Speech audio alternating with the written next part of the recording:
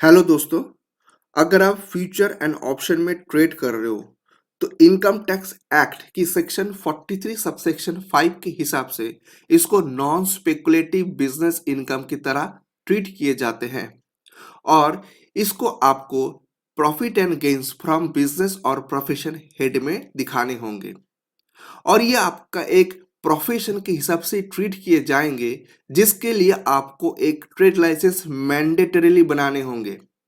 अब देखिए, मैं कुछ लीगल बातें आपके साथ शेयर करने जा रहा हूं। पहले कुछ मिथ और मिसकंसेप्शन को क्लियर कर लीजिए। देखिए, अगर आप शेयर ट्रेडिंग कर रहे हो या फिर अगर आप म्यूचुअल फंड में इन्वेस्ट कर रहे हो तो इसको इन्वेस्टिंग एक्टिविटी कहा जाता है और यहाँ से जो गेन और लॉसेस आते हैं उसको कैपिटल गेन हेड पे ट्रीट किए जाते हैं। पर section 43 subsection 5 of income tax act में स्पेसिफिकली बताया गया है कि अगर आप फ्यूचर एंड ऑप्शन ट्रांजैक्शन में डील कर रहे हो तो इसको नॉन स्पेकुलेटिव बिजनेस इनकम की तरह ही ट्रीट किए जाएंगे। तो अगर आप एक सैलरीड एम्प्लॉय हो और साथ में आपका एफएनओ ट्रेड भी है तो आपके लिए सुटेबल आईटीआर फॉर्म है आईटीआर 3। देखिए, मैं फिर से कुछ क्लैरिफिकेशन आपको देने जा रहा हूं।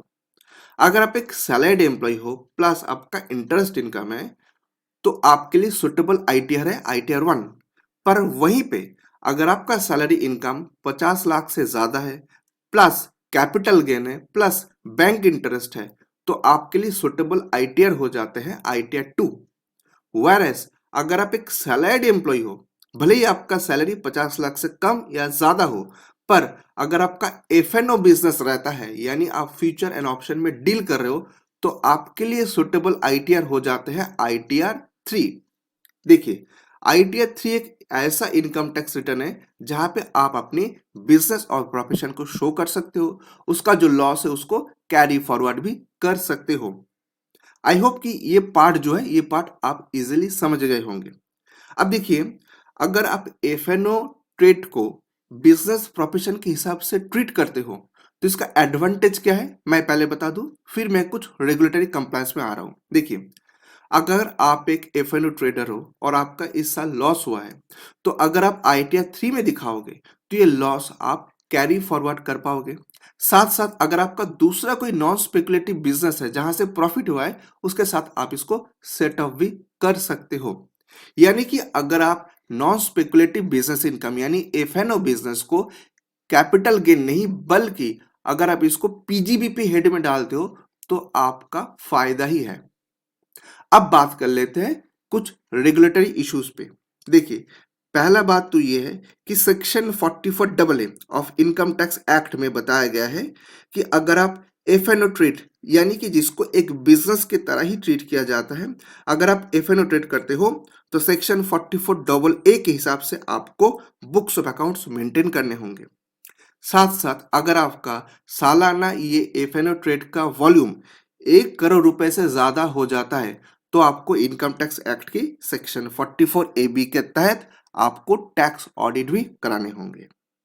साथ साथ ये भी आपको दिमाग में रखने हैं कि अगर आपका पिछले साल का टर्नओवर यानी एफएनओ ट्रेड में जो टर्नओवर हुआ है वो 20 लाख या उससे ज्यादा का वॉल्यूम में है तो आपको मैंडेटरीली जीएसटी रजिस्ट्रेशन भी कराने होंगे, जीएसटी रिटर्न भी सबमिट करने होंगे। तो इसके लिए जो चीज जरूरी है वो है कि आपको एक ट्रेड लाइसेंस बनाने होंगे। तो माय डियर फ्रेंड्स, आज का इस वीडियो से मैं आपको ये मैसेज देना चाहता हूं कि अगर आपका एफएनओ ट्रेड रहा है तो आप इसको बिजनेस इनकम की तरह ही ट्रीट कीजिए। आप प्रॉपर बुक्स ऑफ अकाउंट्स बनाइए।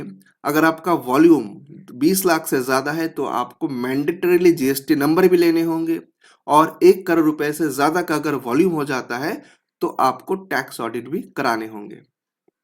तो my dear friends, I hope कि आज का इस वीडियो से आपको इस बारे में काफी क्लियर कंसेप्शन मिल चुका है।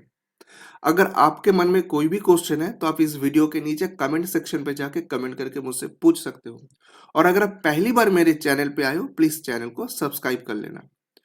आज के लिए इतना ही, बहुत जल्द मिलेंगे ऐसा एक यूजफुल वीडियो लेके। तब तक के लिए bye bye, take care and thanks for watching the video.